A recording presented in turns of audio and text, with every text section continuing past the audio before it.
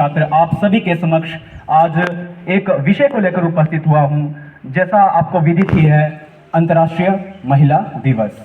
हमारे देश भारत में नारी को लक्ष्मी, दुर्गा, सरस्वती जैसे महान रूपों में देखा जाता है और कहा भी जाता है कि नारी एक पूरे परिवार की शक्ति है। वो चाहे तो उस परिवार को खंडित भी कर सकती है और विषम से विषम परिस्थिति में अगर चाहे तो उस परिवार को एक जोड़ कर भी रख सकती है।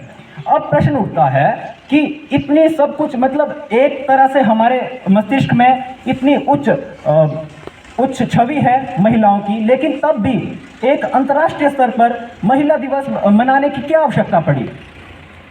तो प्रभात आदरणीय प्रधानाचार्य महोदय जी, अध्यापक वर्ग व मेरे प्रिय प्रशिक्षु साथियों, मैं दिवांशी ठाकुर आज यहाँ पे एक विशेष उपलक्ष्य पर उपस्थित हुई हूँ, जो कि है अंतर्राष्ट्रीय महिला दिवस। तो यह दिन केवल एक दिन ही नहीं, बल्कि नारी शक्ति, उनकी उपलब्धियों और अनेक संघर्षों को सम्मान देने के लिए मनाया जाता है। नारी केवल एक शब्द नहीं, बल्कि सृष्टि की आधारशिला है। वह माँ, बेटी, बहन और पत्नी के रूप में हमारे जीवन का अभिन्न अंग माना जाती है। नारी के बिना हमारा यह संसार अधूरा है। इतिहास साक्षी है कि महिलाओं ने हर क्षेत्र में अपनी प्रतिभा का लोहा मनवाया, चाहे वह झांसी की रानी लक्ष्मीबाई का शौर्य हो, कल्पना चावला की उड़ान हो या किरण बेदी की निडरता हो। लेकिन हमें यह भी स्वीकार करना होगा कि आज भी समाज में महिलाओं को अनेक चुनौतियों का सामना करना पड़ रहा है, चाहे वो लैंगिक भेदभाव हो, असमान वेतन हो, घरेलू हिंसा या शिक्षा की कमी जैसी अनेक समस्याएं हों।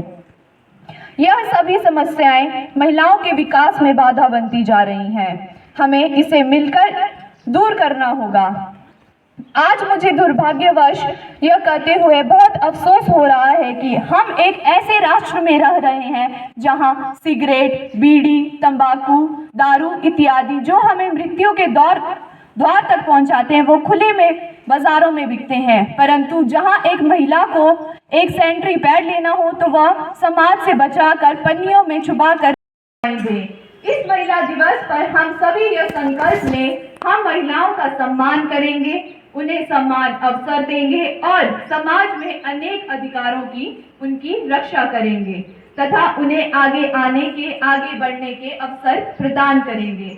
आइए हम सब एक ऐसे भविष्य की कल्पना करें जहां बेटी बचाओ बेटी बढ़ाओ केवल एक योजना बनकर ना रह जाए। जगत की ऐसी है, हर एक सुबह की शाम हुई, तू कौन है, तेरा नाम है क्या, सीता भी यहाँ बदनाम हुई। फिर क्यों संसार की बातों से भीग गए तेरे नैना, फिर क्यों संसार की बातों से भीग गए तेरे नैना, कुछ तो लोग कहेंगे, लोगों का काम है कहना।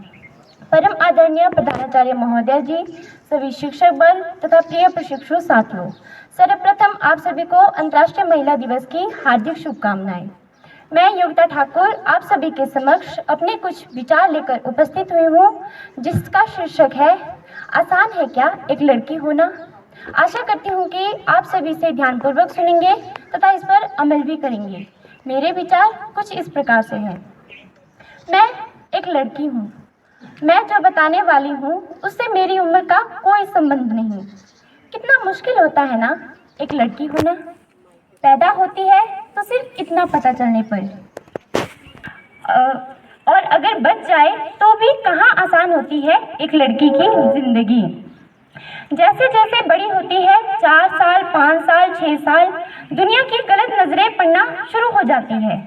फिर वो चाहे घर के मर्द हो या बाहर के, अगर इन नाम के मर्द से बच जाए तो रोक टोक शुरू हो जाती है।